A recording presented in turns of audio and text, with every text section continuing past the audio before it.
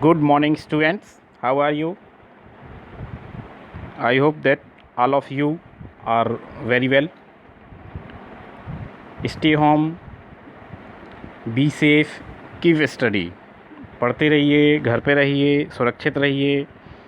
फिर से लॉकडाउन लगा है आपके टाउन में लगा था, तो इसको माने फॉलो करें। कम से कम बाहर निकलें, जब बहुत आवश्यक हो तभी बाहर निकलें तो मास्क ज़रूर लगाएं और सैनिटाइज़र का यूज़ करें। अदरवाइज़ बाहर नहीं निकलें अगर कोई आवश्यक कार्य नहीं है तो। Okay dear. ना पिछले टर्म पे हमने आपसे बताया था एटॉमिक स्पेक्ट्रा, जिसमें स्पेक्ट्रा बताया था होते क्या हैं, कितने टाइप्स के होते हैं, और फिर बताया था hydrogen spectrum, line spectra of hydrogen, जिसमें 5 सीरीज आई थी। Lyman Balmer Paschen Brackett Pfund LB BP BP बताया था, और UV III जो ये रीजन थे उनके। ओके, N1 क्या था, पहली के लिए 1, दूसरी के लिए 2, तीसरी के लिए थर्ड, फोर्थ के लिए 4 और फिफ्थ के लिए 5, और जब N2 आएंगे तो उसके लिए 1 प्लस करते जाएंगे। Okay dear. नाउ बहुत इंपॉर्टेंट टॉपिक है Bohr's model of hydrogen.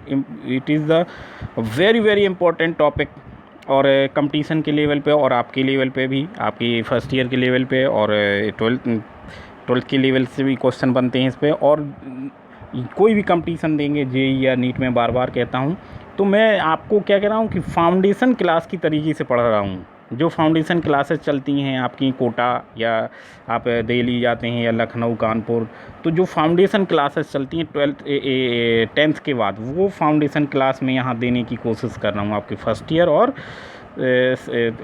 Second year, मतलब 12th के लिए। Okay dear. तो now Bohr's model for hydrogen atom, Niels Bohr's, full name इनका क्या था, नील बोर। 1913 इन्होंने रदरफोर्ड के साथ में काम किया और प्लांक के साथ भी काम किया इन्होंने। तो इन्होंने एटॉमिक मॉडल दिए थे रदरफोर्ड ने। तो हाइड्रोजन मॉडल या हाइड्रोजन एटम, यहाँ पे पर्टिकुलर हाइड्रोजन एटम लिया गया, लेकिन किसी भी एटम के लिए यही फॉलो होता है। Okay dear. तो theory of hydrogen atom, atomic structure, his theory was based on the both classical physics and quantum theory of Planck। ये क्लासिकल फिजिक्स पे भी है और मॉडर्न फिजिक्स क्या कहते हैं, क्वांटम फिजिक्स को बोलते हैं modern physics. Okay dear. Bohr's model for atom is based on the following postulate पे डिपेंड करता है।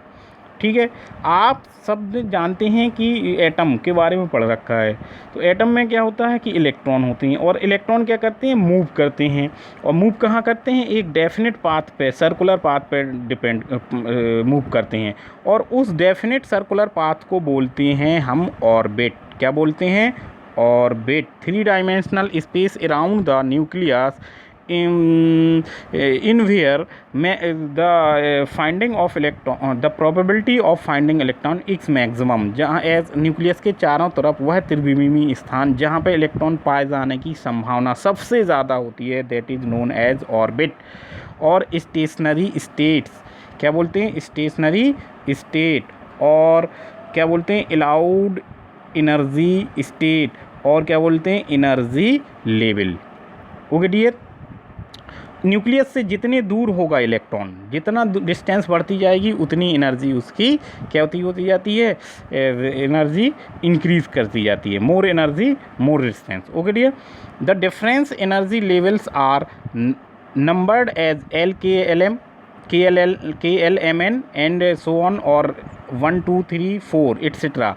The energy level also known as principal quantum number. अभी क्वांटम नंबर हम पढ़ाएंगे आपको आगे, तो वहाँ बताएंगे प्रिंसिपल क्वांटम नंबर क्या है, सेल नंबर या ऑर्बिट नंबर कोई बोलते हैं प्रिंसिपल क्वांटम नंबर। ओके, तो फर्स्ट पोस्टुलेट समझ में आ गया कि इलेक्ट्रॉन क्या करता है, डेफिनेट सर्कुलर पाथ में घूमता है, जिसको बोलते हैं हम ऑर्बिट। ठीक है, या principal quantum number. Second postulate ये आपके सामने है कि जो इलेक्ट्रॉन है कंटिन्यूसली घूमता है एक पर्टिकुलर एनर्जी लेवल में विदाउट लॉसिंग ऑफ एनर्जी, किसी भी एनर्जी को लॉस नहीं करता है, और जहाँ पे उसे बोलते हैं ग्राउंड स्टेट या नॉर्मल स्टेट। जब ना तो एनर्जी लॉस करे और ना एब्जॉर्ब करे, और वहाँ पे घूमता रहे इलेक्ट्रॉन उस ऑर्बिट में, तो उसे बोलते हैं ग्राउंड स्टेट या normal state. The energy is given as n is the किसी भी एनर्जी लेवल पे equal to minus R S Z square upon 1/n², where n is the principal quantum number जो ऊपर बताया 1 2 3 and so on. R is the Rydberg constant, Rydberg constant की value क्या होती है 2.18 इंटू 10⁻⁻18 जूल और 109677 centimetre inverse. दोनों value होती हैं, अलग अलग यूनिट में दी गई हैं value. Z is the atomic number, Z is the atomic number for hydrogen के लिए कितना होता है, एटॉमिक नंबर 1 होता है।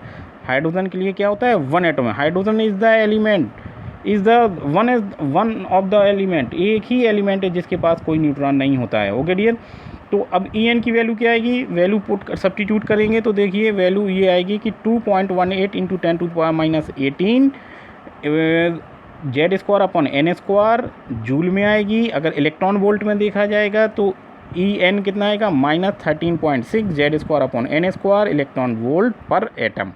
तो सेकेंड पॉस्टुलेट समझ में आया कि एक फिक्स एनर्जी होती है उसकी जहाँ पे वो घूमता है और उस लेवल को बोलते हैं ग्राउंड लेवल या नॉर्मल स्टेट्स, और उसकी एनर्जी आपकी क्या होती है जूल में ये, और इलेक्ट्रॉन वोल्ट में -13.6 जेड² upon n²। Okay, now postulate number 3, electron can move from lower energy level to higher energy level. ये मूव कर सकते हैं, अभी हमने बताया मूव नहीं कर, अगर एनर्जी लॉस या एब्जॉर्ब नहीं करेगा, एनर्जी अगर ना दी जाएगी ना ली जाएगी इलेक्ट्रॉन से, तो वो एक निश्चित पाथ पे ही घूमता रहता है। अगर एनर्जी दी जाए या ली जाए तो इलेक्ट्रॉन क्या करता है, अगर दी जाएगी तो लोअर लेवल से हायर लेवल में जाएगा, और अगर ली जाएगी तो अपर लेवल से लोअर लेवल में आएगा। तो अपर लेवल कहलाता है एक्साइज स्टेट और लोअर लेवल कहलाता है ग्राउंड स्टेट। ओके डियर, तो ग्राउंड स्टेट में आता है इमिशन का, ऑन इमिशन करने पर आपका इमिशन होता है या एब्जॉर्प्शन होता है, समझ आए डियर स्टूडेंट, वही चीज़ यहाँ पर लिखा है। ओके, ना जो डिफरेंस होता है, difference between two the difference energy difference in the transition हुआ। ट्रांजिशन मैं बता रहा हूँ बार बार आपको कि ट्रांजिशन क्या होता है, जब इलेक्ट्रॉन एब्जॉर्ब या इमिशन करता है एनर्जी का, तो वो energy level to energy level पे मूव करता है, जिसे बोलते हैं electronic transition between the two energy level. तो टू एनर्जी लेवल पे अगर एनर्जी डिफरेंस देखा जाएगा तो देखो ये लिखा है कि डेल्टा ई क्या हो जाएगा E2 minus E1 equal to h nu. आप जानते हैं एच न्यू जो इलेक्ट्रॉन की फोटोन के रूप में निकलता है एच न्यू होगा। The frequency of the absorb और इमिटेड रेडिएशन, अगर फ्रीक्वेंसी निकालनी, फ्रीक्वेंसी की टर्म में निकालना है एनर्जी को, तो क्या होगा delta E upon h. Okay, पहले से पढ़े हैं ये आप। Further extension E2 minus E1 upon h c upon lambda, ये भी क्या होती है frequency. Where is the frequency of the radiation, nu क्या है फ्रीक्वेंसी ऑफ रेडिएशन, और डेल्टा ई क्या है एनर्जी डिफरेंस, एच क्या है प्लांक कांस्टेंट की वैल्यू है 6.626 इंटू 10⁻⁻13 जूल पर सेकेंड। बता दूँ आपको E2 क्या है आपकी energy of excise state, E2 क्या है energy of ground state, C is the velocity of light, और lambda is the wavelength of the radiation. Okay dear, तो पोस्टुलेट नंबर 3 ये हो गया, एनर्जी से रिलेटेड है। फर्स्ट क्या था आपका, फर्स्ट पोस्टुलेट जो था, फर्स्ट पोस्टुलेट क्या था कि ऑर्बिट से रिलेटेड था। दूसरा क्या था आपका एनर्जी से रिलेटेड था कि इतनी एनर्जी होगी ग्राउंड लेवल की। तीसरा क्या था ट्रांजिशन से related, okay energy difference. Fourth है आपका कि एंगुलर मोमेंट से रिलेटेड, किसी पर्टिकुलर जो इलेक्ट्रॉन है एक पर्टिकुलर पाथ पे घूम सकता है, उसी पर्टिकुलर पाथ पे घूम सकता है जिस पर्टिकुलर ऑर्बिट की एंगुलर मोमेंटम कितना होगा EMEVR। इस पर्टिकुलर मोमेंटम जिस ऑर्बिट का होगा और इलेक्ट्रॉन इसको उसका multiple integral multiple of h upon 2π के होगा। ओके, जिस ऑर्बिट का एंगुलर मोमेंटम इसके बराबर होगा उसी पाथ पे, उसी क्वांटम नंबर पे इलेक्ट्रॉन घूम सकता है। Okay dear, n is the क्या है, एन क्या है बार बार हम बता रहे हैं कि क्या है प्रिंसिपल क्वांटम, ऑर्बिट नंबर 1 2 3, पहली ऑर्बिट में है, दूसरी में है, तीसरी में है, चौथी में है। ओके डियर, तो जिस ऑर्बिट से रिलेट करेगा ये आपका क्या एंगुलर मोमेंटम उसी ऑर्बिट में ही इलेक्ट्रॉन मूव कर सकता है। वेयर एम ई क्या है, मास ऑफ इलेक्ट्रॉन, वी क्या है, वेलोसिटी ऑफ इलेक्ट्रॉन, आर क्या है, radius of orbital orbit, H है प्लैंक कांस्टेंट, एन ए क्या, number of orbit in which electron is present, या quantum number, principal quantum number या orbit number 1 2 3 and so on. Okay dear, now next important postulate, one of the important postulate, most important postulate, क्योंकि यहाँ पे bore radius पूछा गया। Bore radius अलग से competition में पूछा जाता है। Bohr radius, the radii of the various orbit of hydrogen like atom expressed as, किसी भी हाइड्रोजन एटम लाइक अगर कोई एटम है तो उसकी जो किसी भी ऑर्बिट की रेडियाई को एक्सप्रेस करने के लिए ये फार्मूला है आपका n square upon h square upon 4 pi square m e square into z। सब जानते हैं आप, n क्या है, h क्या है, 4 pi m e mass of electron, E क्या है, चार्ज ऑफ इलेक्ट्रॉन, जेड क्या है, number atomic number. Okay dear, अगर हाइड्रोजन की बात करेंगे तो हाइड्रोजन की बात करेंगे तो जेड की वैल्यू 1 हो जाएगी। जब जेड की वैल्यू 1 हो जाएगी, एच की वैल्यू प्लैंक कांस्टेंट की वैल्यू रखेंगे, 4 की वैल्यू रखेंगे, पाई की वैल्यू रखेंगे, मास ऑफ इलेक्ट्रॉन की वैल्यू रखेंगे, चार्ज ऑफ इलेक्ट्रॉन की वैल्यू रखेंगे, तो आपका जो फॉर्मूला आएगा लास्ट में ये आएगा आर एन, क्या आएगा, आर एन की equal to n square r nought, r nought क्या है, आर नॉट है n square h square upon 4 pi square m e square. Okay dear, जिसे बोलते हैं बोर रेडियस। क्या बोलते हैं, बोर रेडियस। देखिए वही दिया आगे r nought equal to 52.9 nanometre और 0.529 एंगस्ट्रॉम। ये बहुत इंपॉर्टेंट डिजिट हैं, बहुत इंपॉर्टेंट डेटा है जो कंपटीशन में पूछा गया है, अलग से पूछा जाता है कि बोर रेडियस कितनी होती है, या फर्स्ट ऑर्बिट की रेडियस कितनी होती है। फर्स्ट ऑर्बिट को ही बोलते हैं बोर रेडियस, जो लिखा है देखिए, the radius of the first orbit of the hydrogen is called bore orbit, और इस ऑर्बिट की जो रेडियस होती है उसे बोलते हैं बोर रेडियस।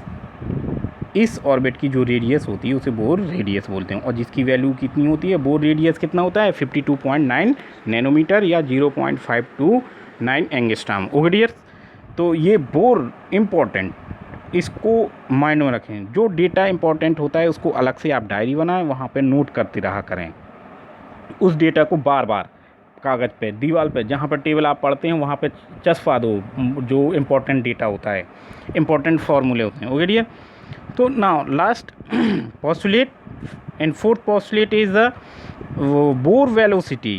बोर वेलोसिटी क्या होगी कि बोर वेलोसिटी, बोर रेडियस में इलेक्ट्रॉन जो मूव करेगा उसकी जो वेलोसिटी होगी उसे ही बोलते हैं Bohr velocity. Okay dear, the velocity of electron moving in these orbital can be calculated as, किसी भी ऑर्बिट में अगर इलेक्ट्रॉन घूम रहा है तो उसको कैलकुलेट करने के लिए वेलोसिटी जो होती है V N equal to 2 pi square upon N H, V N equal to 2 pi E square upon N H.